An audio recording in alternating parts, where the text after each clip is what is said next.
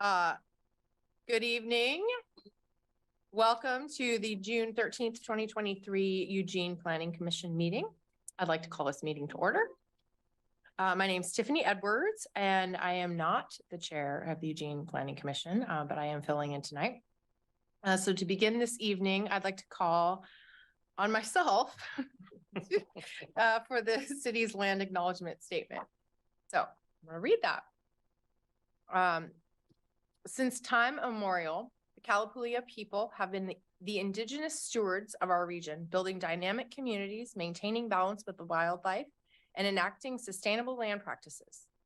Today, this land acknowledgement is a way of resisting the erasure of indigenous histories and to honor Native communities by inviting truth and reconciliation.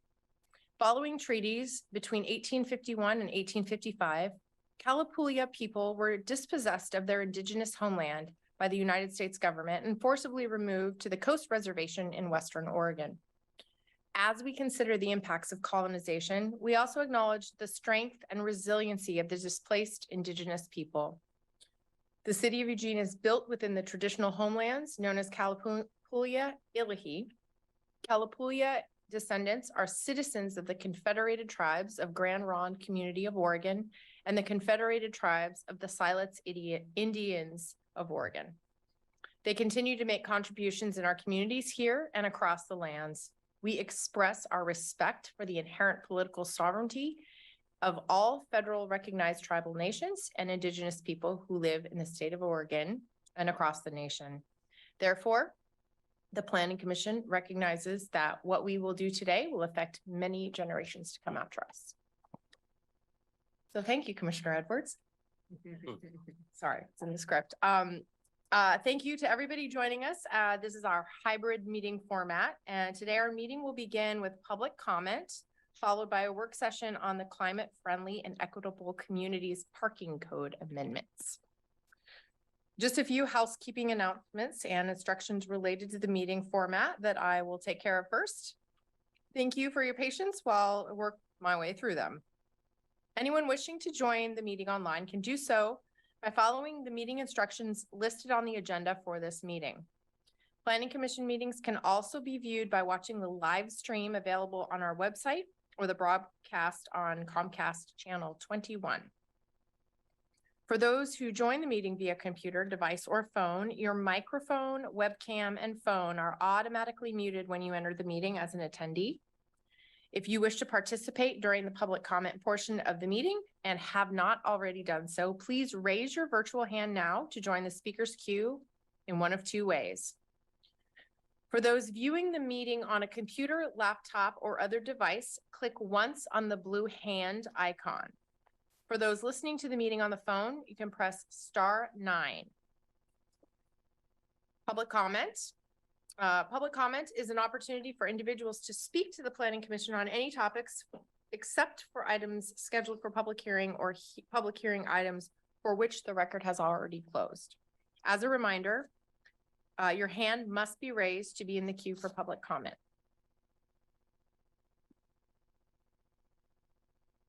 All right, so I guess I'll ask if there are any members of the public in our queue for public comment. Okay, well, as always, if there is anybody, feel free to contact staff if you do wish to engage with the Planning Commission. Okay, moving on. So we're gonna move on to the work session. I apologize. Next agenda item, I'd like to turn it over to Reed Werner to begin the staff presentation. And then following the presentation, the commission will have an opportunity to ask questions, and I will gladly call on you in the queue. So turn it over. Thank you. Good evening. My name is Reed Werner, and I'm the land use supervisor with Building and Permit Services. With me tonight is Lydia Bishop, the BPS division manager, and Leah Rausch from the planning department.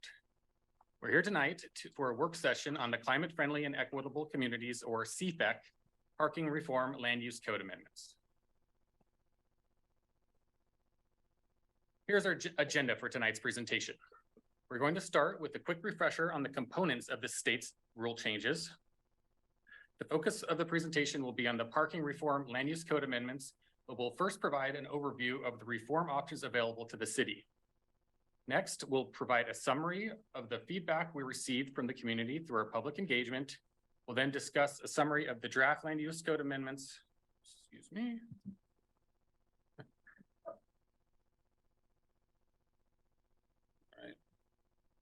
All right. We'll then discuss a summary of the draft land use code amendments which implement option 1. We'll finally, we'll finish up the presentation with a discussion of next steps. There we go. I finally got my mouse pointer. Eugene has begun a multi-year effort to advance city goals regarding climate action, housing production, and transportation through the state-directed CFEC program that went into effect in August of 2022. Staff most recently provided an update on the overall implementation of CFEC to the Planning Commission on April 11th. Since then, the state adopted a temporary rule amendment that went into effect in May that made some minor changes to the CFEC rules and is currently involved in a formal rulemaking process with the stated goal of correcting, clarifying, and adjusting the program rules. Fortunately, Leah is representing the city on the Associated Rulemaking Advisory Committee. Several projects will be needed to implement the new rules, and they generally fall into 4 buckets. Parking, which includes parking reform and preparing for a future with more electric vehicles. Climate-friendly areas, which is planning for some areas to have higher density housing coupled with more active transportation facilities that allows people to get around without relying on a car. Climate-friendly transportation, which includes updates to the transportation system plan, implementing a preferred scenario plan to reduce greenhouse gas emissions from transportation, and updating bike parking requirements in the land use code. And finally, compact development, which includes updating the land use code to implement pedestrian-friendly and compact development standards. The first components of the CFEC rule changes to go into effect are the rules that impact how or if cities will require minimum off-street parking for development and redevelopments of property.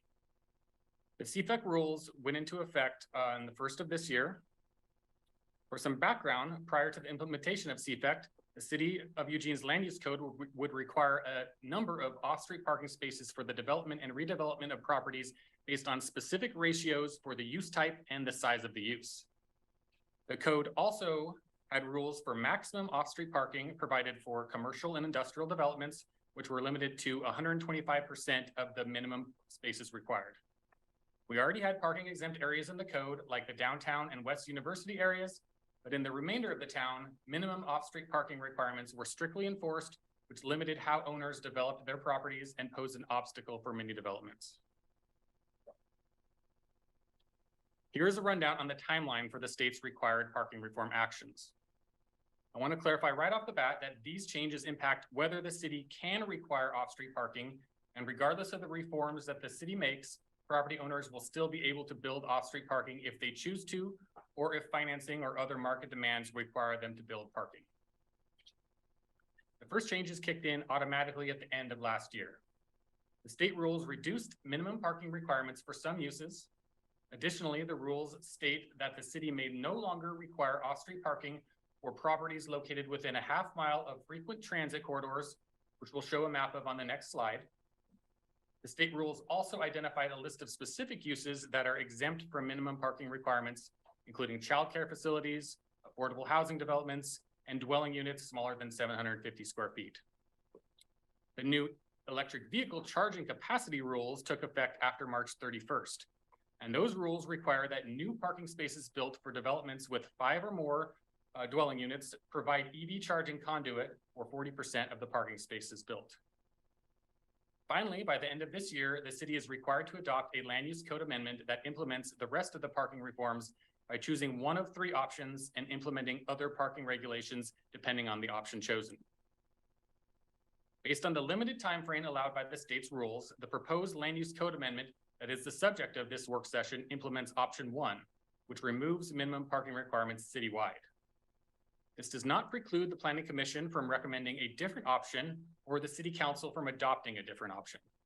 However, in addition to being the most straightforward to draft and implement and being the most equitable citywide, most stakeholders and survey respondents expressed a preference for option 1. big reason for this preference is that no matter what option the city chooses, we won't be able to require parking in any area shaded on this map. The blue lines indicate frequent transit corridors, which the state defines as transit lines that have 4 or more stops per hour at peak times. This map can be difficult to see in a PowerPoint presentation, but we have a larger version that was included in the agenda materials and on the project website that allows zooming in to view individual tax lots. If we don't remove parking requirements citywide, we'll need to update this map as the transit schedules change. The state rules require that we update the map annually if we don't remove parking requirements citywide. Also, we're currently working with Lane Council of Governments, or LCOG, to get some specific information about what portion of the city's population, land area, and base zones are included in the map areas and what portions are outside of the parking exempt areas. The main takeaway here is that regardless of the option the city chooses, we won't be able to require off-street parking in this area and for those specific uses that, as a reminder, include childcare facilities, affordable housing developments, domestic violence shelters, homeless shelters, and also dwelling units smaller than 750 square feet. Then, by the end of this year, the city must choose between the available parking reform options. Option 1 is to eliminate all minimum parking requirements. This does not mean that parking won't be built, but it will instead leave it up to property owners to decide whether they want to devote space to off-street parking or other uses. Option 2A and 2B would allow the city to retain some off-street parking requirements in certain areas and for some uses, but it would also require choosing from other specific rules specified by the state that will impact how parking would be regulated going forward. Here's a table that summarizes some of the differences between the options. Option 1, again, is to remove all minimum off-street parking requirements citywide. It's the most straightforward option, and the same rules would apply for the entire city. This option would allow for all property owners and developers to decide whether to build parking based on market needs or other demands, or to utilize the space with other uses like more housing units or gardens, trees, bike parking, or other amenities. It also allows the city to explore other parking reforms that would mitigate potential issues caused by developments that don't provide parking. Options 2A and 2B require a list of other specific parking reform regulations. These options would entail having different parking rules for different areas of the city. The specifics involved in implementing either option 2 are quite detailed, and existing properties and developments could be impacted. Attachment B of the agenda is the draft land use code amendment that would implement option 1. It was the most favored option throughout public engagement. The rules also require some parking regulation improvements and that we reassess parking maximums. Prior to CFEC, the city already had made the policy decision to regulate parking maximums for commercial and industrial developments, and the proposed land use code amendments include multi-unit housing for consistency with that policy. We'll provide a summary of the proposed code changes later when we review the draft land use code amendment. If the city does choose to retain parking requirements for those areas of the city outside of the transit corridors, we get to choose between 2 options. However, regardless of what option we choose, the CFEC rules require some additional parking reforms and regulations, including pricing at least 10% of on-street parking spaces in the city by 2025. The rules would also require that we offer strategies to reduce the number of mandated parking spaces by installing solar or wind power, providing car sharing spaces or EV charging stations, and for building housing units for people with mobility disabilities. Option 2A is termed the fair parking policy approach. It involves choosing 2 of 5 policies. I will highlight this here because the initial version of the CFEC code had us choosing 3 of 5. The temporary rule amendment knocked it down to 2, but we also have to choose at least 1 from the first 3. The first 2 policies relate to unbundling, which is a term that means the city would have to require that parking spaces be rented, leased, or sold separately from the cost of the dwelling unit or leased commercial space. Worth noting that unbundling requirements would apply to not just new developments, but also existing developments. The other policies would require all employers with 50 or more employees to provide a commute benefit to employees who don't use the provided parking, which would also impact existing businesses. Other available choices include adding a new tax on commercial parking lot revenue, or reducing parking requirements in multi-unit developments to no more than 1/2 space per unit. Option 2B is termed the reduced regulation parking management approach. This option includes 14 policies that the city must adopt. The policies include removing minimum parking requirements for a list of specific uses and development types, and within a 1/2 mile of those climate-friendly areas that will be identified in a future CFEC component. Finally, this option would require that the city either designate an on-street parking district or require the unbundling of parking spaces for multi-unit residential developments citywide. I'm going to now turn it over to Leah for a summary of the public involvement feedback. Yeah, thanks, Reed.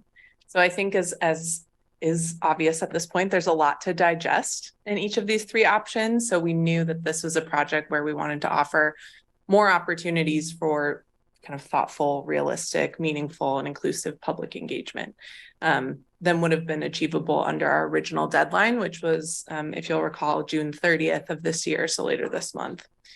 As you know, staff submitted and received a 6-month extension from DLCD specifically to provide additional time for public engagement.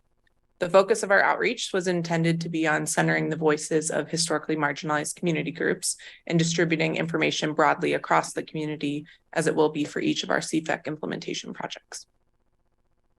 The city contracted with Julie Fisher to support our public involvement between March and May of this year. And during that time, we hosted stakeholder interviews, some small group conversations.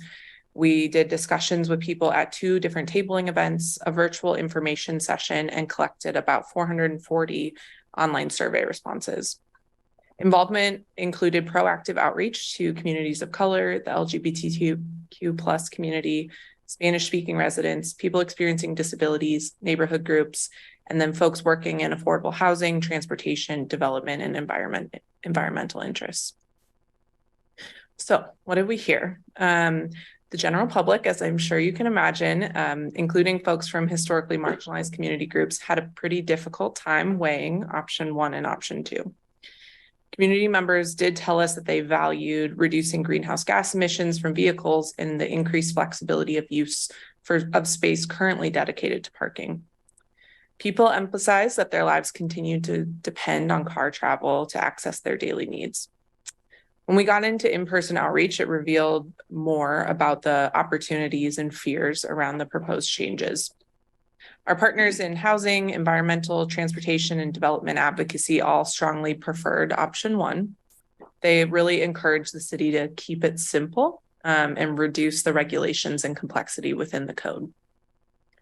There was some interest from participants in adding kind of locally selected policies to option 1 to address or mitigate neighborhood impacts and resident concerns. They generally understood that option 1 provided more flexibility for the city and community to choose those strategies. There were several, that said, there are several neighborhood liaisons and advocates for people experiencing disabilities wanted to retain at least some regulations and favored option 2. There were some important concerns shared about how reforms would impact people, especially who rely on van accessible transportation, whether in personal vehicles, by accessing services like RideSource, or generally on existing sidewalk networks to access transit. Accessibility advocates noted that there are already challenges with ADA parking enforcement, and that could get worse with less parking available citywide. Participants asked important questions regarding our implementation, including how we would coordinate with LTD and how our kind of impacts at the neighborhood level would be monitored. We did ask some groups about the various policies included in options 2A and 2B. We were particularly interested in hearing from people what they thought about the unbundling option.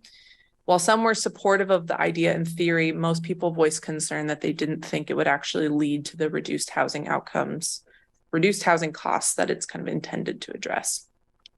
And then when asked generally about outcomes of parking reform, people did overwhelmingly support more flexibility in how space is used, including for trees and other amenities, as Reed said, and encouraging more housing production and climate-friendly transportation options like walking, biking, and taking the bus. So as I mentioned, we did specifically ask community members to weigh in on options 1 versus option 2. Of our survey respondents, 48% preferred option 1, 35% preferred option 2, and 17% were undecided or unsure. When we filter those responses to folks who identified with at least one of our historically marginalized community groups, there was a minimal shift. Slightly fewer were in favor of option 1 at just under 47%. Those groups include people of color, young adults, LGBTQ plus people, single parents, low income and low wealth community members, people with disabilities, people with limited English proficiency, and immigrants. Finally, this is the filtered response for when only renters are included, which we had about 90 folks who identified as a renter, and you'll see slightly more were in favor of option 1 at 56%. So I'll just end all that by saying this obviously isn't an easy topic to engage with folks around. It's a lot for people to digest and navigate, but we do know that people have strong feelings about parking, especially in their neighborhoods. That said, our community continues to support strategies to reduce emissions and provide more housing options. They generally did understand that rethinking the way we provide parking is an important part of achieving those outcomes. So with that, I'll hand it back to Reed to talk about the code amendments. The next portion of the presentation provides a summary of the proposed land use code amendments, which were included in the agenda materials as attachment B. The main change is to remove all requirements for off-street parking. Therefore, the majority of the proposed code changes involve removing references to off-street parking minimums and other requirements. The CFEC rules also require reassessing parking maximums, including those for multi-unit developments. As we discussed previously, the city's land use code had parking maximums for non-residential uses, and those maximums were 125% of the minimum parking table calculations. To maintain consistency with prior policy decisions, the draft code applies that 125% calculation for parking maximums citywide for commercial, industrial, and multi-unit residential developments. The prior code allowed for an adjustment of up to 150% through an adjustment review land use application, and that option is retained in the draft code. The proposed code also includes the EV charging conduit requirements. Additionally, as prior versions of the code were silent on the location of EV charging stations, the proposed code would allow charging stations to be located in landscape areas and in required setbacks if the stations are not more than 42 inches in height. Other proposed changes are in line with the state's requirement to allow and facilitate shared parking, to require canopy trees or solar charging for new parking lots more than a half acre in size, and to institute a size limit on total parking area for facilities that are over 65,000 square feet in size. So here are the next steps in the parking reform project. The Planning Commission public hearing on the draft land use code amendments will be held on June 27th. Then there are 2 deliberations scheduled for July. The Planning Commission can then make a recommendation to the City Council on the preferred option for citywide parking reform. Concludes our presentation. I know there's a lot of complicated details in the state's rules, and therefore there are some complicated decisions that staff had to make in drafting the proposed land use code amendment. We're happy to answer any questions that you have on the parking reform project. Okay, thank you. That was very thorough. Who asked questions? Yes, I know you do. Yeah, I'll start off with a question. I thought that the survey data was incredibly fascinating and really surprising to see with such a broad survey that there's so much support for eliminating parking requirements. And I was pleased to see that. It seems like people are really digesting the issue and the complexities of it. I had a quick question about, were there any impacts to parking maximums in the state CFEC rules? And do any multifamily developments in recent years, is anyone actually asking for maximum parking spaces or seeking an adjustment review for more than the maximum? Is that an area that could be addressed? Yeah, the original CFEC rules did have more requirements to input maximums into our code. And we were looking at our code and it was basically in line with what the state was asking us to do with that 125% calculation. In the draft code or the temporary version of the code that was passed and went into effect in May, they struck some of those requirements out. So what we are required to do is have parking maximums for multi-unit commercial industrial in the areas that are close to climate friendly areas and also close to the transit corridors. We thought that we're trying to make more citywide policy rather than picking and choosing specific areas, that we would input that same original maximums that the CFEC rules had asked for citywide, even though it changed in the temporary amendments. Okay. Were you also asking if people sought adjustments? Yeah, I'm curious whether multifamily applications in recent years had actually sought an adjustment review to go beyond the maximum, or Yeah. if you could Yeah. characterize, are many of them asking for maximum number of parking spaces? So we didn't have maximums for multi-unit prior to this land use code amendment. We just had it for commercial industrial uses.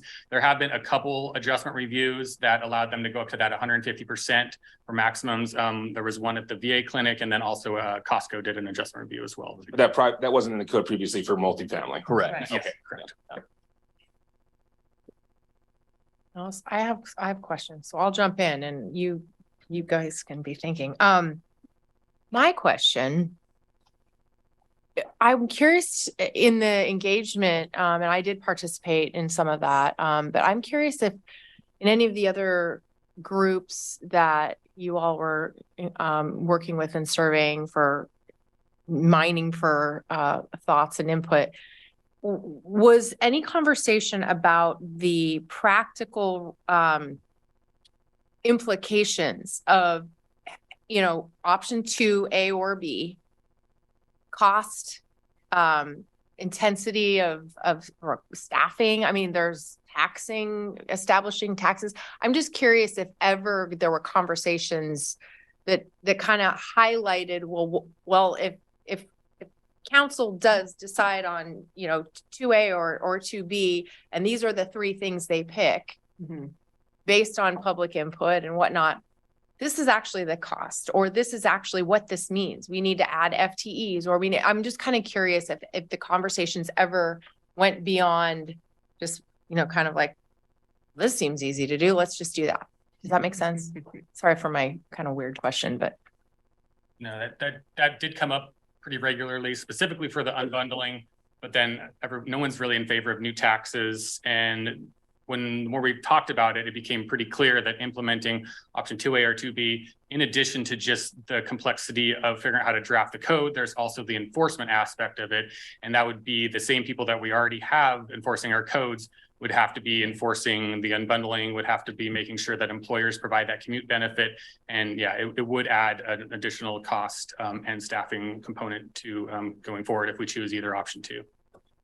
So I'll just add one comment and then can move on to the queue. I've been in favor of option 1, and I'm not shy about expressing that, even after kind of listening to some of the feedback. As I was reading through and taking in some of the comments, a lot of them occurred to me as I'm reading issues, ADA issues, accessibility issues with the shortcomings of transit, things like that, are not necessarily addressed by choosing 2A or B. So I just want to kind of put that out there, that there were a lot of comments and things, imperfections that we have with our entire system, and choosing a different choice does not solve that problem. And I also, when reminded that we are actually talking about those areas outside of where we're already, where we've already, essentially waived those minimum requirements, you are now talking about a lot less areas of our community. So those were the 2 things that I read through, and the lens that I kind of looked in, and I still stand kind of behind where I landed originally. So Commissioner Isaacson, I can tell you want to. Thank you, Chair. I'm not wild about, there are parts about all 3 between option 1 and 2A and B that have one little element in it that I'm not super wild about, and it is what it is. I don't have really any faith that unbundling is going to lead to lower rent without an enforcement vision or some sort of teeth to that. We're just blindly trusting that it will. I for one live in an area or in a complex that offers that. There's no difference in pricing, and I don't know that we want to put our money on that chip. The same with asking for say, credit for employees. My problem, and I guess this is my question, is for option one, which I'm leaning towards, and I really do defer to Commissioner Edwards when it comes to transportation because she's so well versed in it. My issue is having a very broad brush for a very large city and the different requirements that different areas have and what they're everything from the culture and nuances of a particular neighborhood to what their needs are when it comes to parking are going to be completely different in South Eugene, West Hills, West Eugene, Cobrook Road, River Road. And so it's a very large brush to paint, especially as we grow and where that growth is going to go and where those people are going to park. That is my reservation. So what can you do to assuage my fears as it relates to that argument? That someone who wants to build a multifamily complex and on Barger are going to have the same relative issues that someone who built it in River Road or Cobrook Road. Can you guys put the map back up on that slide, the one that shows where the areas we're actually talking about? Yeah. Because I think that might help answer your question. Yeah, so I mean, like Cobrook Road, that whole area up there, right? Mm-hmm. And we had a lot of conversations with developers, and what we heard from them is that typically their decision on how much parking to build doesn't necessarily come from the land use code. It comes from based on market demands. If they're building an apartment complex in an area that doesn't have transit capabilities, that isn't in walking distance from services, they know that their market of people that are going to live there are going to have vehicles, so they're going to provide parking spaces so that they can meet that market demand. The areas where developers would look for this flexibility are areas where they could have people come and live there that don't have vehicles, so they could get around with transit. They could walk in the downtown corridor like we have with the downtown exempt area over by the university already. Most of the time, though, it's going to be up to the market demand, and if they decide that they're going to need parking there, they're going to build parking. Okay. And there are cases, Reed, aren't there, where the banks actually will require certain developments to provide parking in order to loan them money? That is correct, yes. That's an interesting take. I'm not as swayed by the market forces as much because, again, they just built a brand new apartment complex over in River Road. None of them have air conditioning units. I would imagine that if and this is market rate. Imagine market rate folks want air conditioning in their facilities, but they didn't offer it because it wasn't in the budget, right? So I don't side 100% on the market. It's going to decide what's best for the tenants. It's going to be what we can build and maximize as much profit for our shareholders as possible, which is fine. But if the issue is parking, then the issue is parking. So that's my thing. Any other questions or comments? Sure. I hope. Sure, Beeson. I also have been I'm leaning to option one, I would say, and have been kind of from the beginning. And it seems like I mean, to me, there are a lot of positive aspects to it and a lot of opportunity for the city to, in terms of things that we want to do with respect to housing and with respect to climate and so on. It also seems to me, and this came up during middle housing when we were looking at the transit areas and elimination of parking. The idea, I think, just a general concern about there's going to be people, the cars are going to begin to creep into the streets, and there's going to be this impact. And I'm kind of wondering, as Reed, as you guys have thought about it, the phrase about neighborhood impacts kind of permeates a lot of this. And for me, that sort of translates into this question about parking that comes up. And I'm wondering how you guys address that.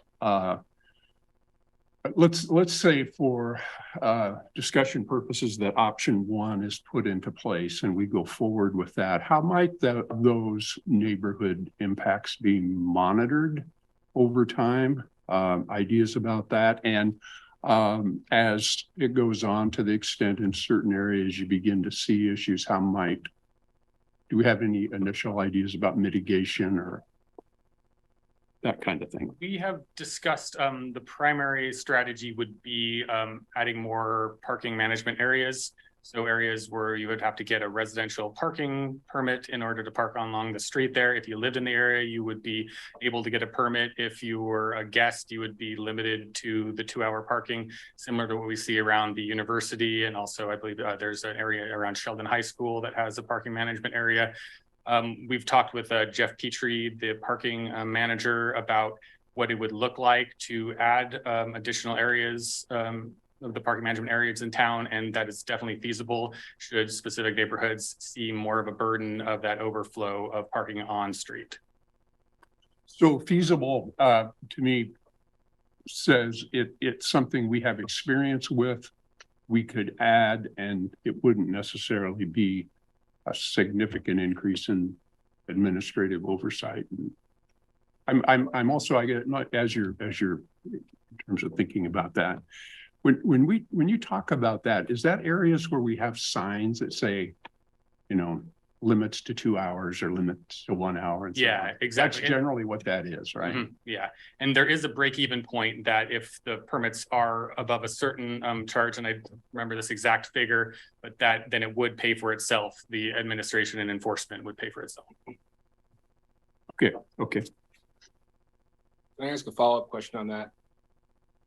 I'll say with some respect that maybe parking regulations haven't been as enforced since COVID. Yeah. Is there much teeth to those 1-2 hour parking things? Is that helpful? They are pretty strictly enforced, you know, during COVID, there were some deliberate policy decisions by the city manager, not to necessarily come down so hard on people, but we have a robust parking management program. And so if you do park in those areas for more than 2 hours, there's a good chance that, you know, you'll be tagged and you'll receive a parking ticket. I can attest to that. Me too. It's my contribution. Any other comments? I got another follow-up. Go ahead. Yeah, just as a follow-up, I know you mentioned the issues regarding van transport and accessible parking. Would there be any prohibition about creating those type of parking spots under option 1? I didn't hear a clear answer for that. Is that contemplated under the rules under CFAC? It's an idea that we have floated around. So when it comes to ADA parking, the state mandates what we can and can't require, and it's dependent on what the building code allows us to require. And if you build parking, a certain percentage of that has to be the ADA spaces. If you don't build any parking, then there's kind of a weird gray area there where we would still be allowed to require 1 ADA space, even if a site did not provide any parking. So that is one of the topic areas that we might want to discuss adding that requirement in going forward. It's not in the draft version of the code, but it was something we had highlighted in the AIS as a topic area to discuss. Just to follow up to that too, is there any contemplation, and I'm just kind of out of left field here, but of, you know, more drop-off zones or stuff like that? You know, it seems like it could be an opportunity to change the paradigm a little bit. People that are taking Ubers and Lyfts and that kind of thing, which weren't even allowed in Eugene, what was it, 7 or 8 years ago?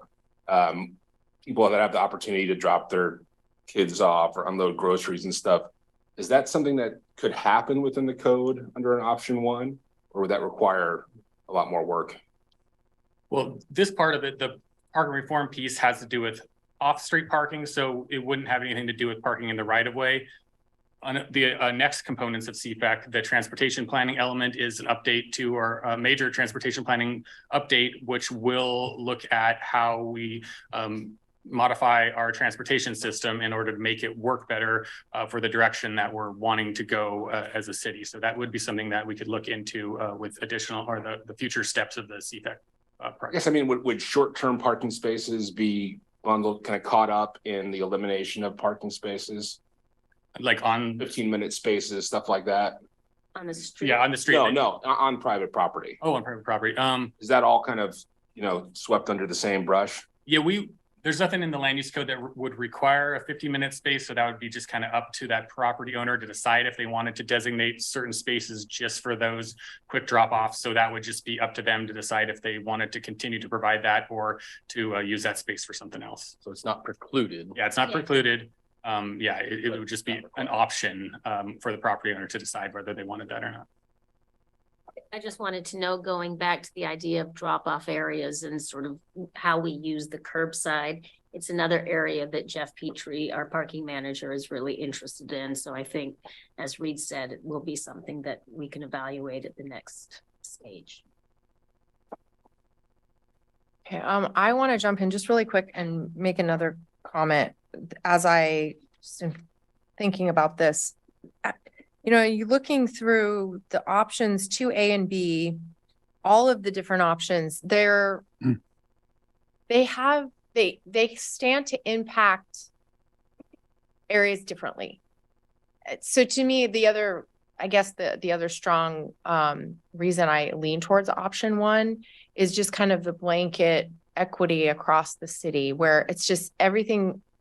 If it's new development, because that is what we're talking about. We're not talking about existing development. It doesn't really touch any of that. It's new development or, you know, redevelopment opportunities.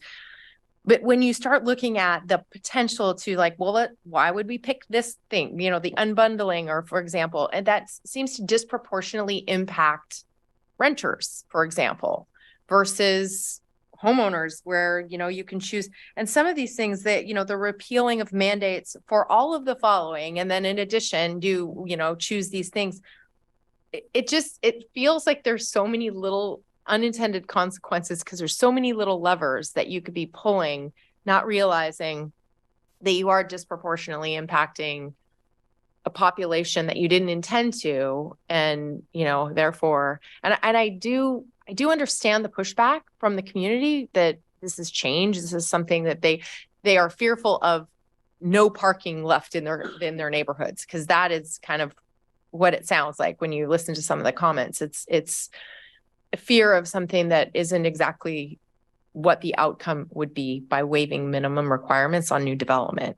You are not going to eliminate parking. So I guess, you know, that's the other thing I just want to insert into the conversation, is the fact that there are so many little things that you could end up doing. How would you even choose the 2 or the 3? And so I think that that's the piece that really kind of, I think what would be helpful in the public hearing and in that process and continuing to digest all of the comments is to try to align them with which of those options does that solve. So if someone is presenting an objection to option 1 and therefore wants to choose option 2 or B, 2A or B due to this reason, does that actually solve that problem for them? So I think that trying to align that, and I don't mean just for this body, but I think for city council to just be able to separate the issues. You know, these are concerns. They're going to exist. They exist now, and they're going to exist no matter what we do. And so I think that that's a piece that it's a little hard to funnel through that, because anyway, I'll be quiet. I said enough. Another question. Go ahead. Was there a slice of data? That was a long report, so I didn't think I got through the entire thing, or maybe I missed this, on homeowner opinions on one preference or the other. I know we sliced it there for, you know, the general population, and then minority groups, and then renters. I didn't slice it out, filter it specifically to homeowners. I think that when I looked back, they were more in favor of option 2 generally, but I'd have to go back and look at the survey data. It's just interesting because that's sort of what you would expect, you know, based on the other feedback that's coming in.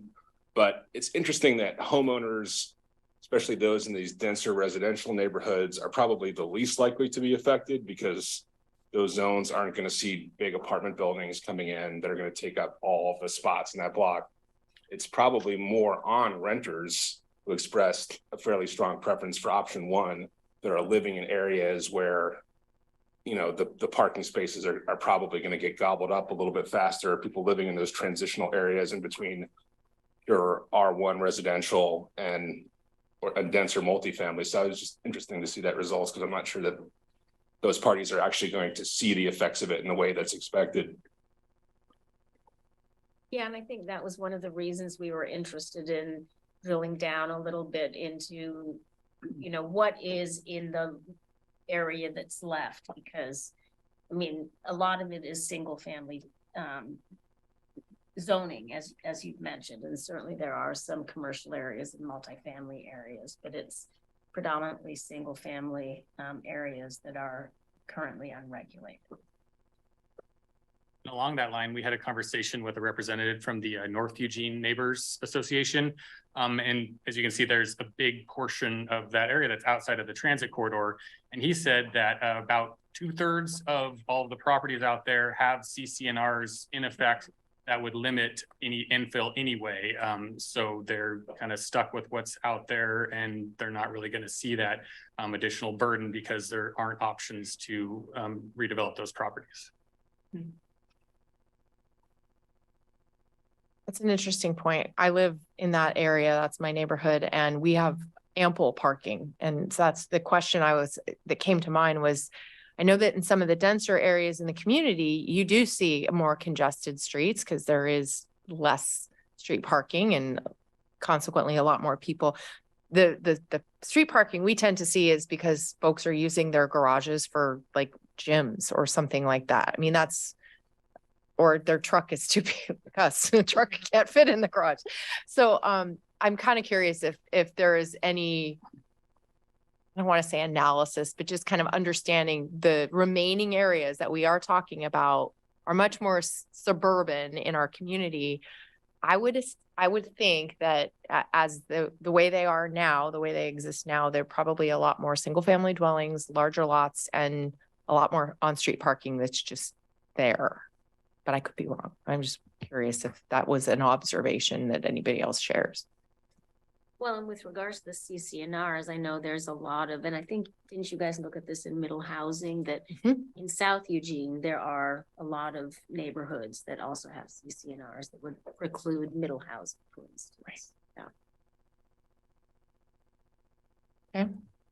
I'll question on a procedural. We haven't seen any emails, and I know that we've talked about public comment. Has there been a fair amount of emails and sort of like batches we've seen in the past for other things? Yeah. If so, can we get those forwarded over ahead of time? Yeah, there's batch 1 was included in the AIS. Yeah. And I think there was maybe 9 pieces of testimony submitted for that one. And then we just did an update this afternoon on, I think, 4 new pieces of testimony that have come in since batch 1. So batch 2 is a little smaller. So what we have is batch 1. There isn't one before it. So this batch 1 rolled over all the comments that we had received up until the DLCD notice went out. And so that's what batch 1 was. And we'll keep providing those batches. Sure. Go. Okay. Mm-hmm. Great. Yes, and there is a batch 2 as well. So Sorry if I missed this, but what percentage of the population lives that distance from the frequent transit corridors? And we are working with LCOG currently to get that number. We're hoping to have that to include in the AIS for the public hearing. We should have the information within a couple of days. So we're working with them currently. We're going to break out the population, the landmass, and also the base zones and show a difference between inside the transit corridors and outside. Commissioner Beeson. You know, I know that if we do option 1, that map kind of disappears. I guess I'm sort of getting that. Given that, I'm also really curious about, whatever reason, I'm just curious about kind of all of that information associated with those frequent transit corridors. So I guess as you're getting it from LCOG, I've been curious about what share of I'm not sure what exactly you're getting, but what share of the population of the city maybe lives in those. I find myself wanting to say, gosh, maybe it's a bit denser than the perimeter, it would seem. I'm curious about what share of the land of the city is in there. And so and I'm also kind of curious about what share of I want to go to residential lots, but I guess all of this applies to commercial and residential and everything. But I'm kind of curious in terms of maybe tax lots or. in middle housing, we thought a lot about lots or the number of lots. And I'm kind of curious, what share of the city under those various metrics, does that represent? So to the extent it's handy or that you're getting that. One other thing, can I have one more question? Absolutely. And kind of a clarification, because this is with respect to,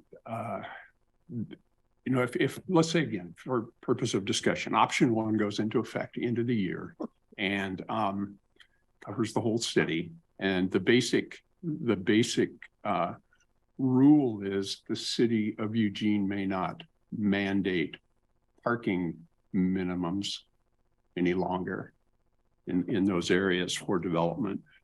And we've talked about it in terms of new development.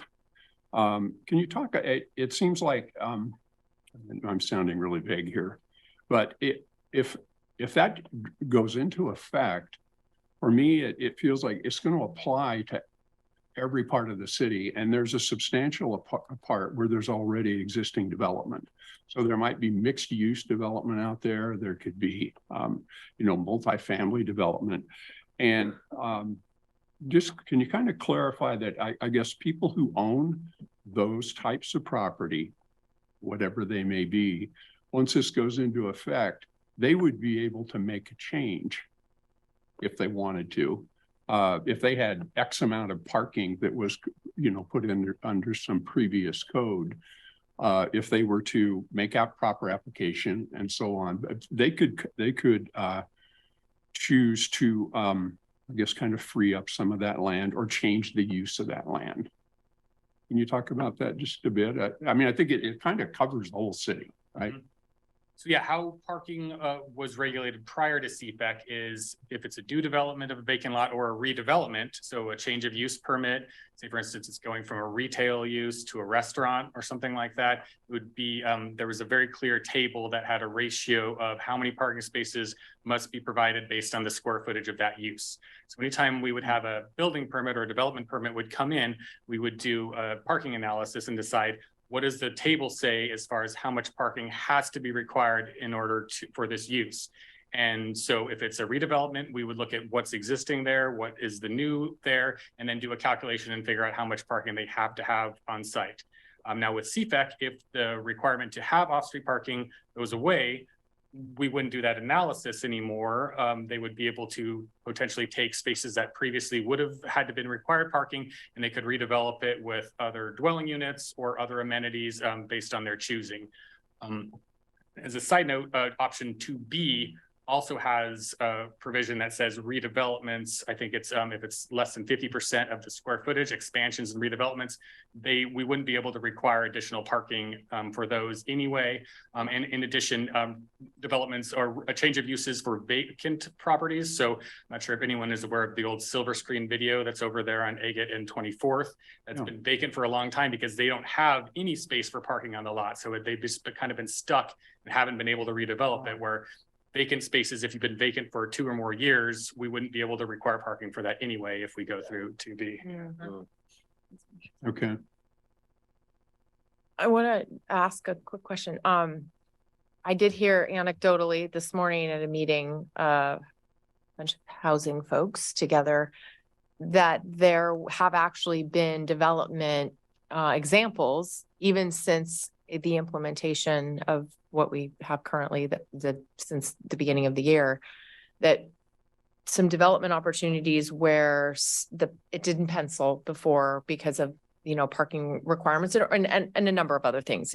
It can't just be that, but the ability to minimize the cost of whatever parking is needed and maybe cut it in half or whatnot has actually created opportunities for a number of developments. So I don't know if, you all have that data, but I heard of 2 examples just this morning.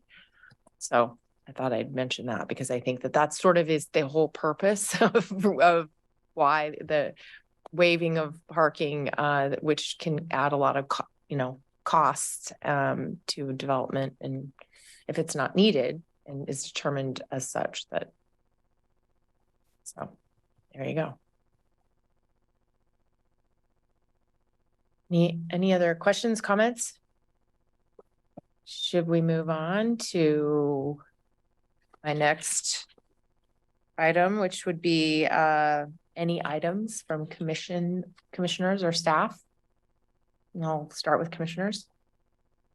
Any updates? Okay.